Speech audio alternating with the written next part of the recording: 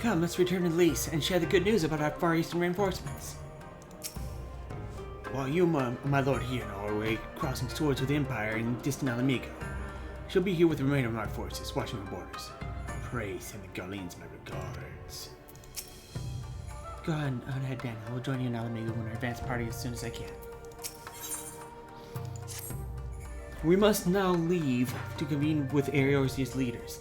There may be some time before I return to Doma. Akuro, I leave you in command. My lord. I shall assemble an advance party with all haste and join you in Alamigo forthwith. I've just received word from Lys. The Alliance has established a base camp near Alamigo's northeastern border. Once we have arrived in the locks, prepare to report to a resistance officer stationed in Porta Praetoria, who will point us in the right direction. Let's not keep them waiting.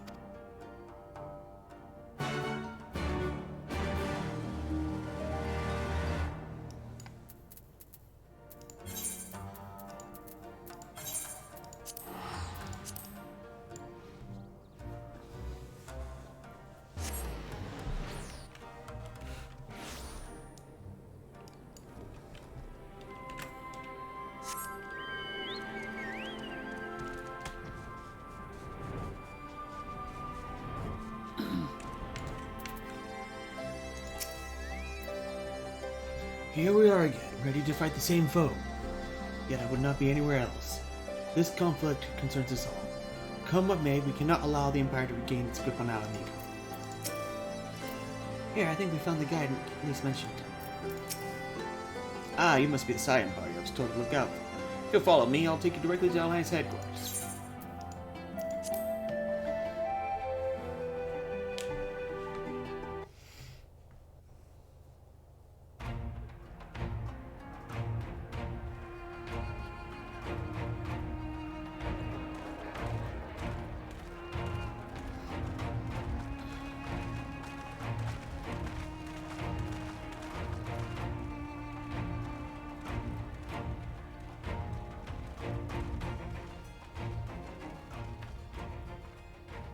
Welcome back, you two. Greetings, Lord Hien. Glad you could join us. Glad to be here. I would have come sooner, while our own defense is not in question, but I am pleased to report that our soldiers are assembling for deployment to Alamigo as we speak. We're grateful for your support. Thanks to the efforts of our allies, it won't be long before we've established defensive positions on this front as well.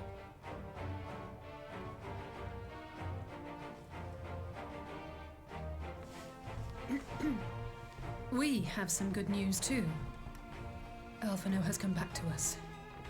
As for the bad news,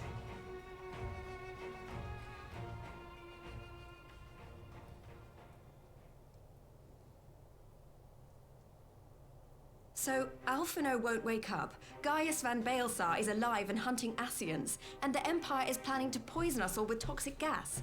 Does that sound about right? Ordinarily, any one of those things would have left me in shock. But the way things have been lately, it's all starting to seem pretty normal.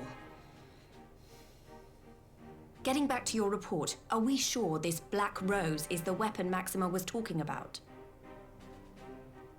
It fits the description.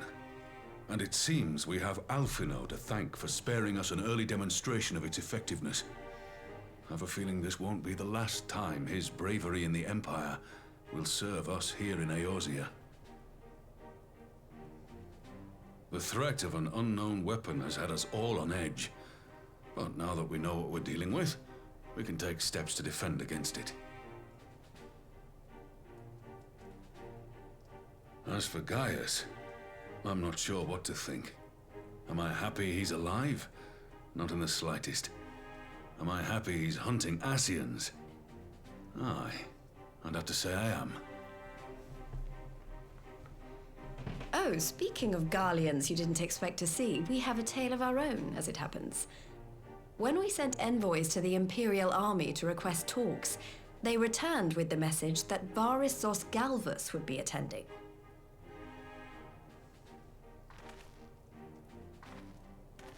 The Emperor himself.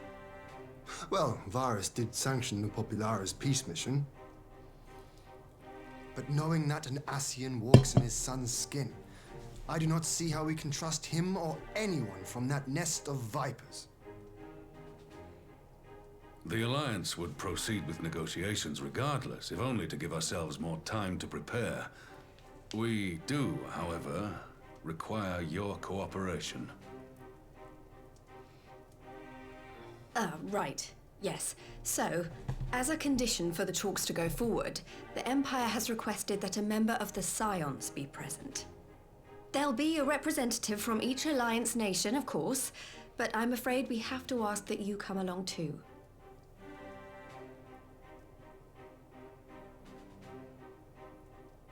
Gods, Lise, you know how much I hate politics. But then, what choice do I have? Alphino and the others aren't going to do it. Very well. I shall attend as the Scion's representative.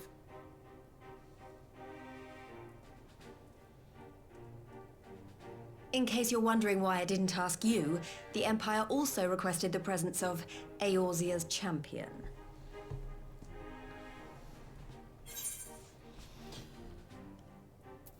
I'm not fond of politics either. Oh, you're not, are you? Come on, if Alizé can put on a brave face, then so can you. Now, we don't know what Varys means to bring to the table, or why he wants you there, but having you close at hand should make all the difference. Fine. The meeting will take place on the border. Anticipating an early assault, we mean to position the bulk of our forces nearby. The Alliance leaders should already be on their way. Once you're ready, we can head out and join them.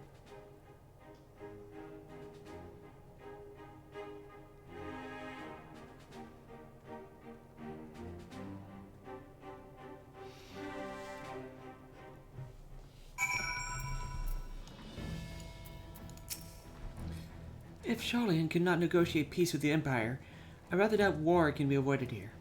But every moment we steal for our preparations will count in the final reckoning. Is Emperor Varys enthralled to the Ascians? That is the question. Should the Empire decide to ignore the rules of Parley, we could be fighting far sooner than we'd like. Keep your weapons close.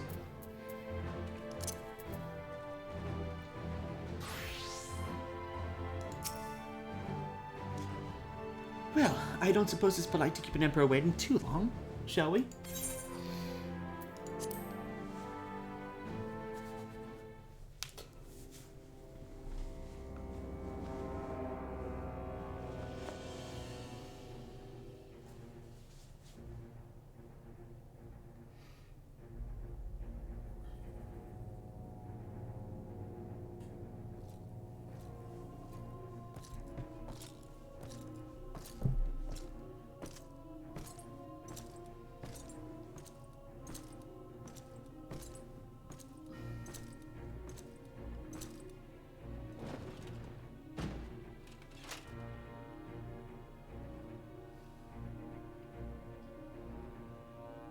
Esteemed representatives of the Eorzean Alliance, on behalf of the Garlean Empire, I thank you for inviting me here today.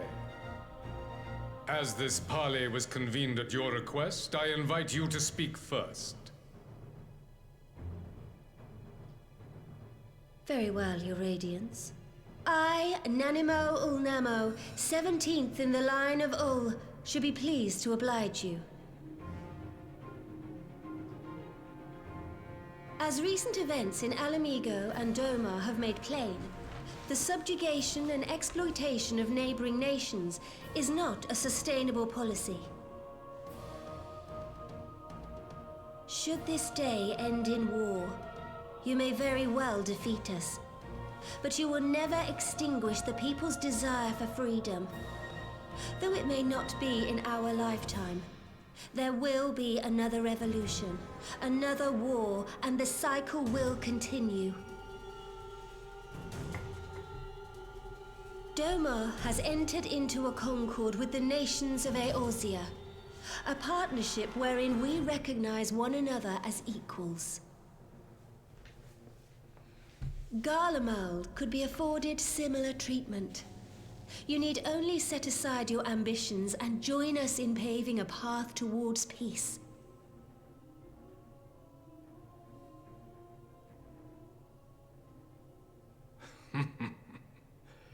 You will not win me over with sophistry, Your Grace. As you know only too well, this alliance lacks the strength to keep the peace within its own borders. Even now, your struggles with the Beastmen continue unabated.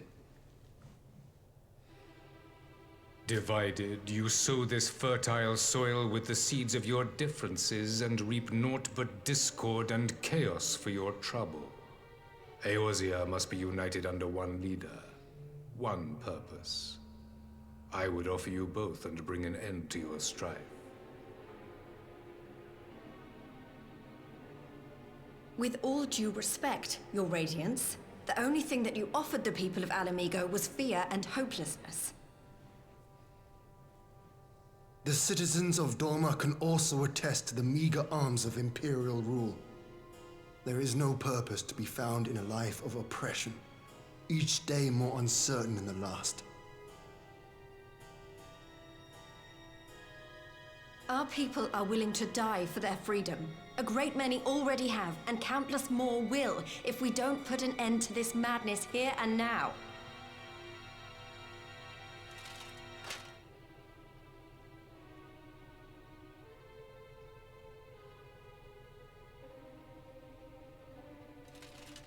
We brought order and stability to your lives. This madness and bloodshed is of your own making. You broke the peace, not Garlemald. Peace. Order. You kill our peoples, despoil our lands, take everything that is ours. And what?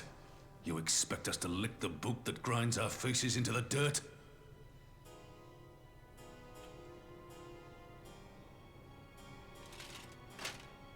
I expect you to weigh the costs.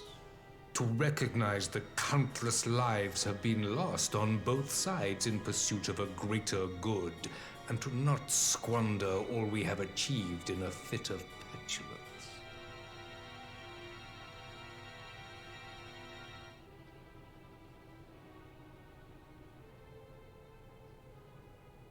Your Radiance. I fear I can personally attest to the dangers of pursuing one's vision with such righteous fervor. For 1,000 years, the Holy See of Ishgard waged war with dragons.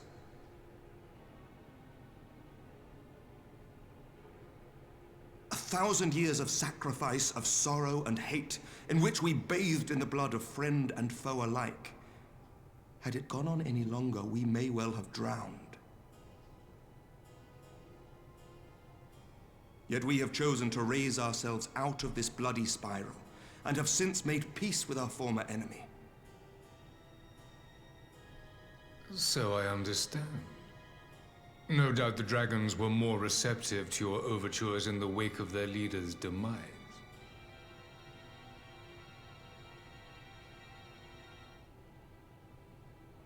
You speak of peace, yet use war to achieve it. Your father would not have bothered to obscure his intent with honeyed words. He understood that strength is all that matters in the end.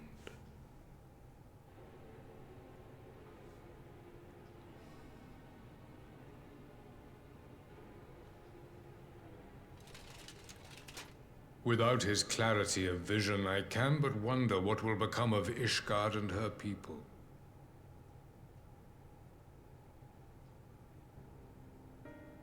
There was a time when Garlemald too lacked a leader of conviction. Weak and unable to wield magic, we were at the mercy of the strong from whom we sought refuge in the bitter cold of the north. Were it not for the discovery of ceruleum and the subsequent development of magitech, we might never have gained the power to take back that which was rightfully ours.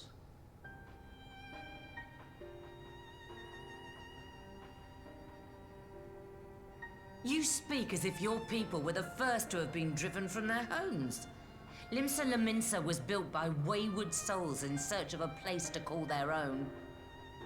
On the shores of Vilbrand we found it, and from those humble beginnings did we grow and flourish. And all without robbing our neighbors of their liberty.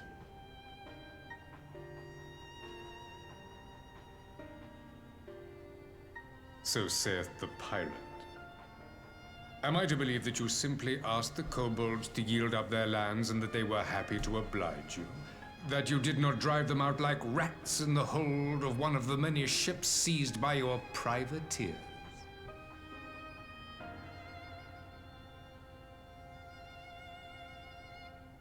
I will concede that after centuries of exile, reclamation may be mistaken for invasion. Nevertheless, it is not. And those who till stolen soil have no right to object when cast out in turn.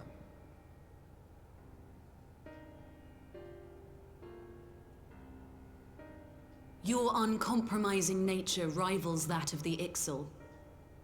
They too lament circumstances which they themselves perpetuate. Were they but to embrace peace, we would welcome them with open arms. Indeed, some few have done just that, and now receive of the 12's Wood's bounty. Would that your people might learn from their example.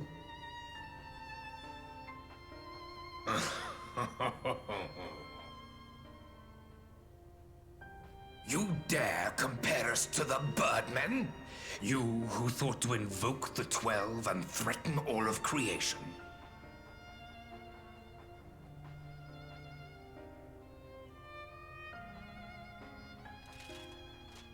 I came here in the hope of finding some speck of common ground, but I see now these discussions will accomplish nothing. Despite what you people may believe, I am not one to choose the sword over the olive branch. 'Tis but a pity men are loath to accept one without first being shown the other.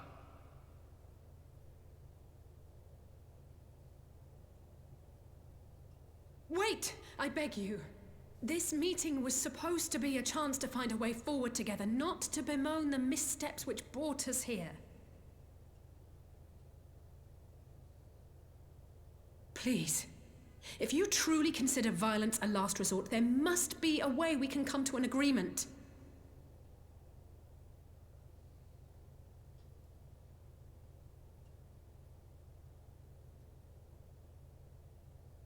As Mistress Alize says, we did not come here to bicker over the past, but to discuss how we might strive towards a brighter future. Emperor Varys, may I suggest a short recess, that all present might compose themselves prior to beginning anew?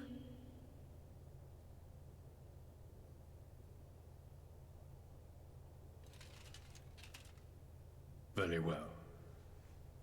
I pray this intermission will suffice to move these talks in a more constructive direction.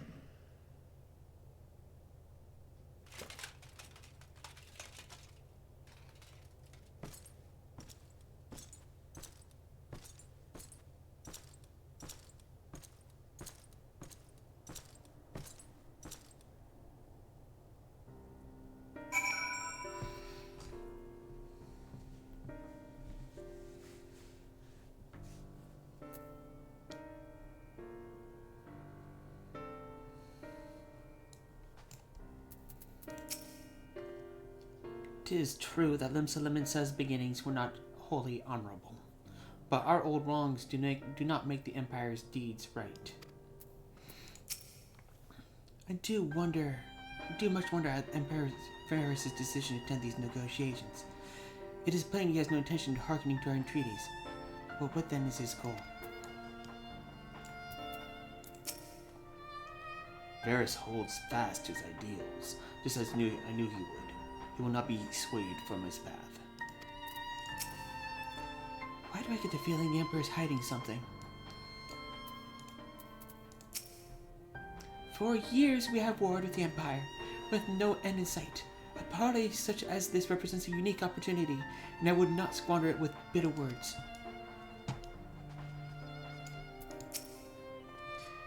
for a moment, I feared our talks would descend to violence there and then.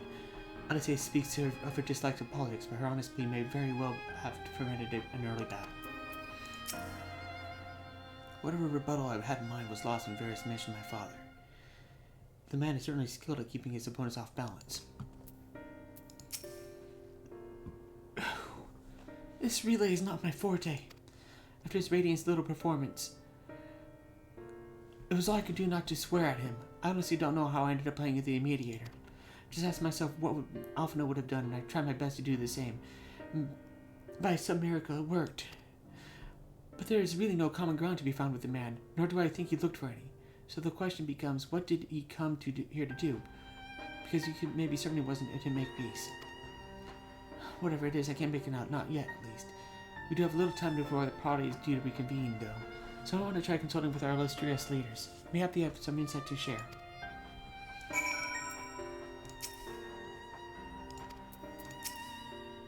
This Parley was never liked to bring peace, but I'd hoped to learn something of the Emperor Varys' relation for the assets. Aye, as we had all. Yet if he is in league with them, he's not like to volunteer the fact. And if he is not, much weaker would his position seem for their presence. But to broach that particular subject, we need to be subtle. Would that I knew more of the man. If you would indulge me, Lord Hien, you haven't received an imperial education, did you not? Is it true that the Emperor's will is considered absolute? There is no higher authority than in all of Gaul, nor else in the heavens come to that. Veneration of the gods is forbidden. The only worship permitted being that is of his radiant's own person. That sounds suspiciously like a religion in itself. I share your disdain for their hypocrisy. Even as they denigrate the idea of the faith, they revere the later with the fervor others reserve for the divine. It is a flaw common to much of their doctrine they fed us, logical on the surface perhaps, but contradictory upon closer examination. I wonder if a discussion of various discrepancies might prompt Varys to reveal something.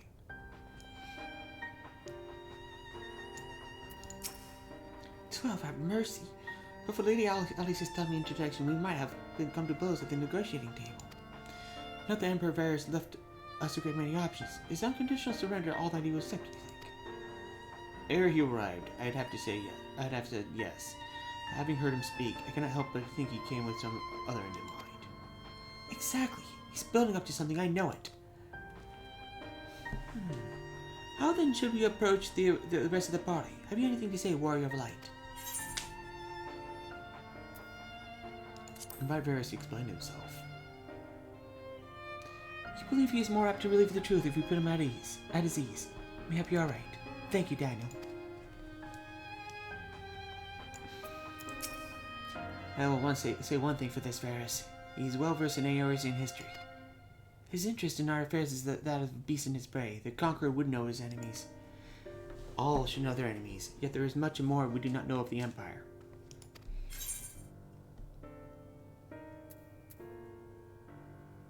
Then it's up to us to change that here and now. Hi, you would have me ask the Emperor himself. Well, mayhap there is some wisdom in that. If we can skirt the storm of his displeasure, we may yet come to our answers. Even if it does mean sailing close to the wind. You've spoken with everyone then? Good. Now all that remains is to await the pleasure of the Emperor, and hope we fare better at the second attempt.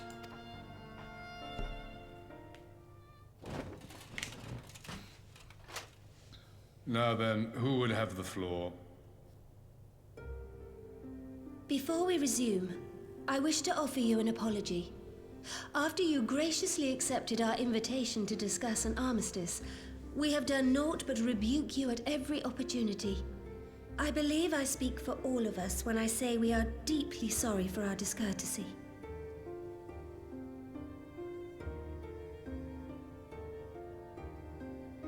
I'll admit your familiarity with our affairs surprised me, and served to remind me how little I know of yours. I think all here can understand the desire to reclaim one's homeland. But why expand further? That is my question. If I may, the answer can be found in the Imperial doctrine they took great pains to impart to my people. Recognizing the threat icons pose to the world, Solus Zos Galvus decreed that they were to be eradicated. To this end, he began a campaign to unite all lands under the Garlean banner. Or so we were taught. Yet the Emperor only reached the burn, the Baron said to have been laid waste by Icons, after conquering all the lands that lay between. What is more, I am quite certain the practice of summoning was not nearly so widespread in the days before the Empire's founding. When you put it like that, it all starts to sound like an excuse, doesn't it? But to distract from what? Why are you really waging this war?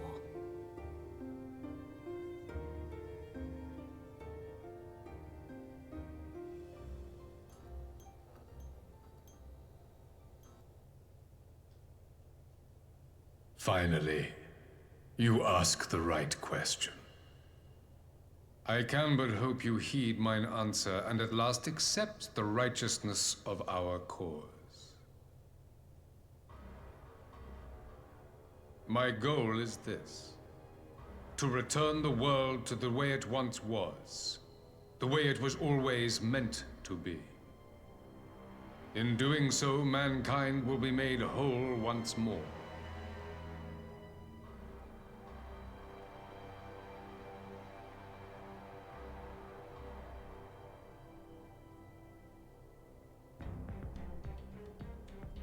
No longer will we suffer from the dissension born of our differences. There will be but one race, a perfect race, as we were when time began. What in Rhuul's name are you talking about? I am talking about the origins of the star, of the source and its 13 reflections. At the instant of the great sundering, 'twas not only the world that was shattered, but mankind itself. Thus were we divided into myriad races, each with its own unique imperfections. That is why man looks upon his neighbor and feels fear and hatred, why he wages war, why he kills his brother. You all in your own way have proven as much today. The peace you seek is but a fleeting solution to a fundamental problem. One which calls for more drastic measures. To bring about everlasting peace, our worlds must be rejoined.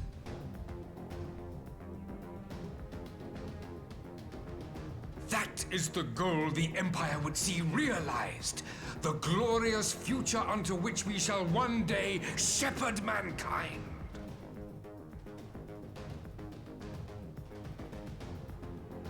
A rejoining of worlds. I have heard this tale of the source and its reflections before. Are these not the self-same desires as the Ascians? Emperor Varys, do not trust in their words. They will lead you to your doom. My father thought to use them, but in the end he succumbed to their temptations. He embraced summoning like so many other pawns before him. Do not tell us you mean to do the same.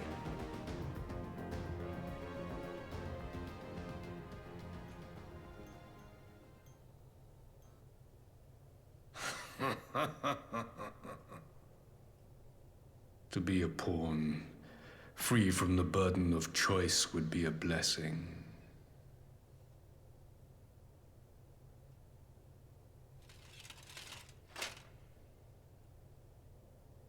But I forswore that privilege the day I learned that the Garlean Empire was built by the hand of an Ascian. What?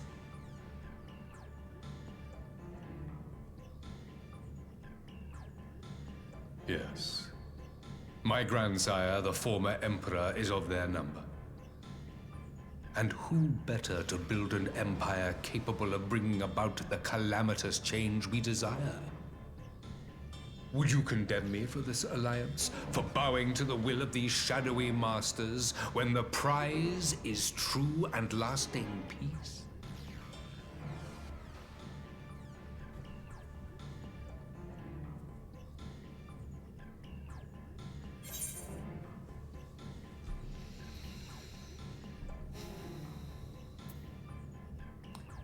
Your prize is a lie.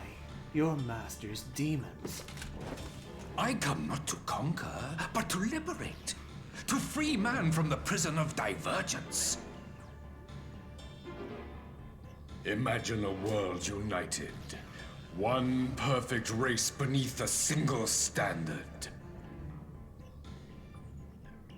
An army before whose might these servants of darkness and light would fly as leaves in a storm, never again to meddle in man's affairs. We would be the masters of our own fate. I bid you join me, not as subjects of Garlemald, but of a new nation.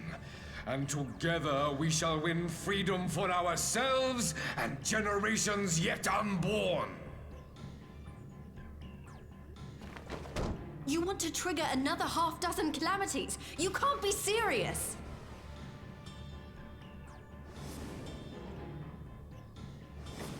Have you forgotten how many died?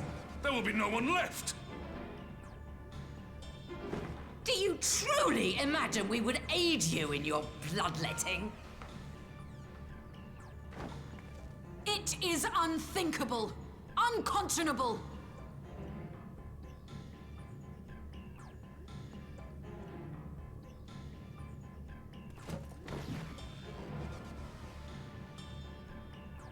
And what is the alternative? To be as cattle waiting for slaughter? I would have us work together, that we might take fate into our own hands!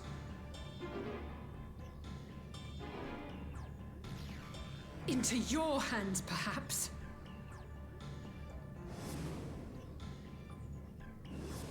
But what of the other worlds, your radiance? With every calamity, you obliterate a star and every soul that dwells on it. To the Ascians, we are all but tiny, momentary specks within an indifferent universe. We cannot hope to oppose them until we have been made whole once more.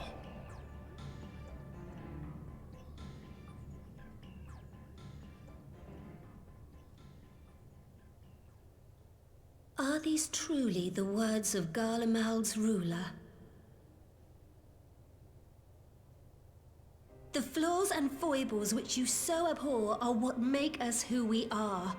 Every nation, even yours, Emperor Varys, is made whole through the combination of these imperfections, the strengths of one compensating for the weaknesses of another.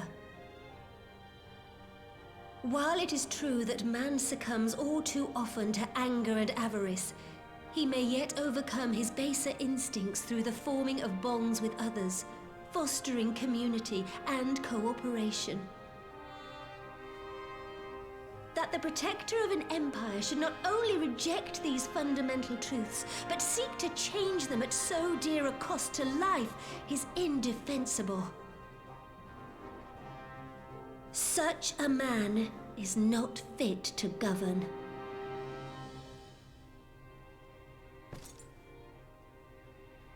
And you, warrior of light, would you refuse me as well?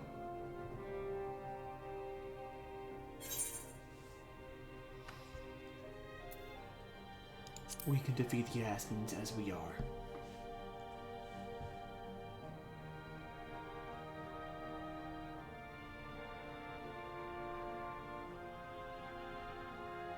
It would seem the Alliance is of one mind on this matter.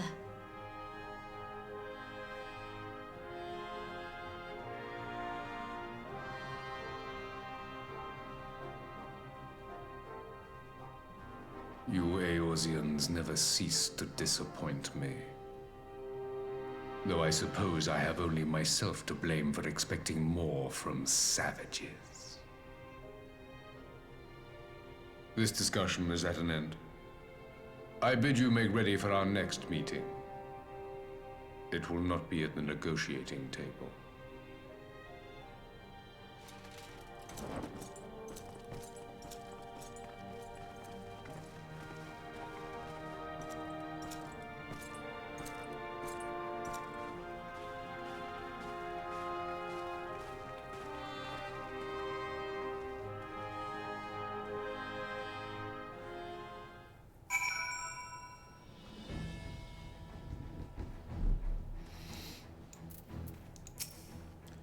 I'm glad we arrived in time to aid in the battle. Though our vanguard may be small, these few are our chosen elite, the finest warriors in the Far East.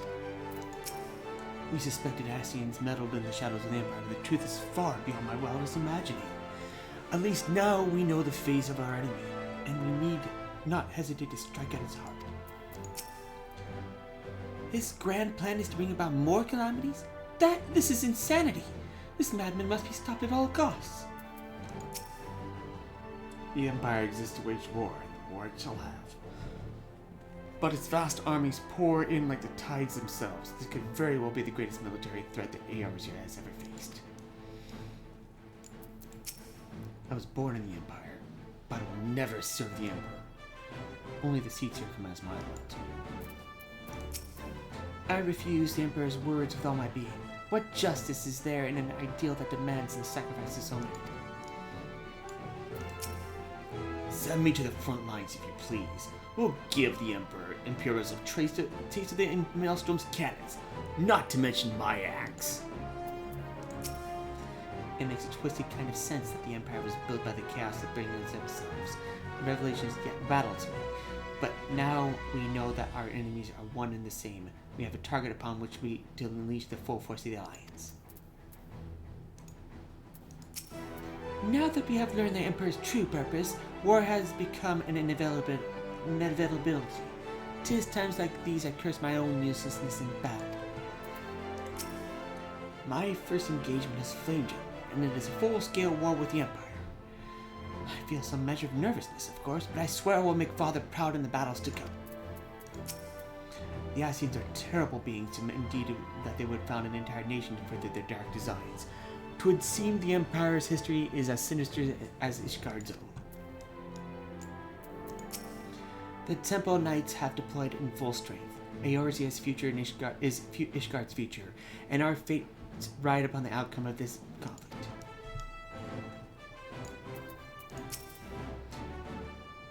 I came back to find Doma's advanced party ready and waiting for battle.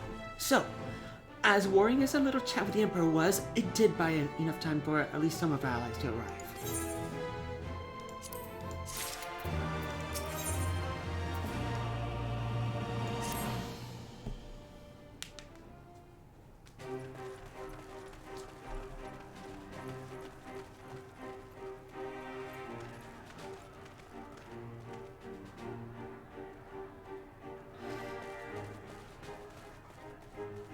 I'm not sure what I was expecting from our meeting with the Emperor, but it wasn't that.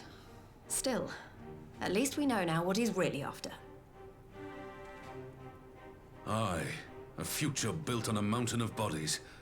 I too want the Ascians dead, but not at any cost. The last of the reinforcements from Dorma arrived not long ago.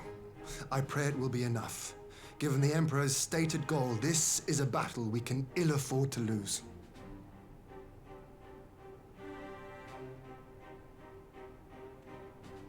If the Garleans come in force, we may not have much say in the matter, even with our combined strength. We knew from the first that the odds would be against us. But if there is even the slightest chance of victory, we must do everything in our power to seize it.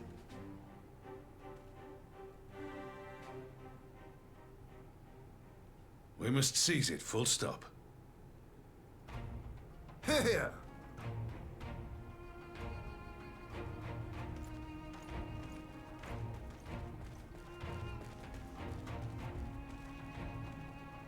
The two of you are to join an irregular unit and support the main host. I won't bother asking if you're minded to fight. After coming this far, how could I not? And for once, there's no one around to countermand me. Not that they would. Not even my brother. But we all know who really make the difference. Ready to frighten some Garleans? Of course. I wouldn't want to be on their side. Might I ask you to accompany the Dorman contingent? They are strangers here, and your presence would do much to raise their spirits.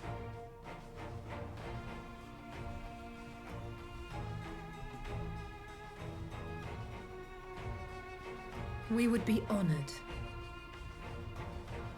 When our people stride out with you in their midst, I dare say the Eorzeans will feel an ilm taller themselves.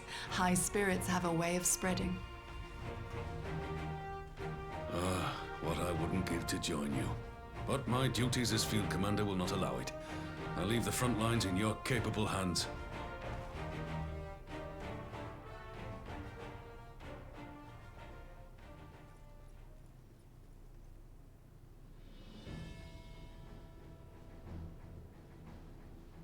Comrades, ready your arms.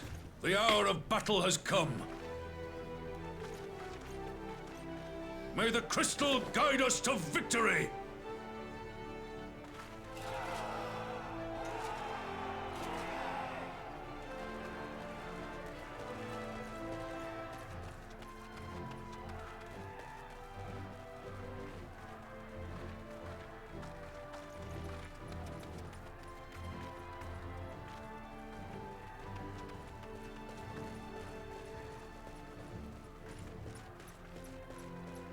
Since the others couldn't be here, we'll have to fight twice as hard. If Alphinaud wakes to find the Imperials have won, I shall never hear the end of it. It's strange. I thought I would be terrified when the fighting started. I should be terrified.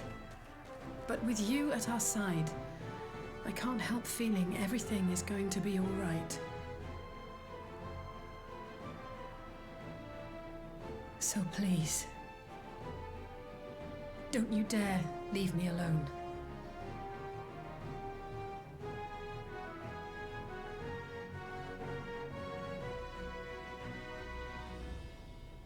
No matter what happens, we have to survive together.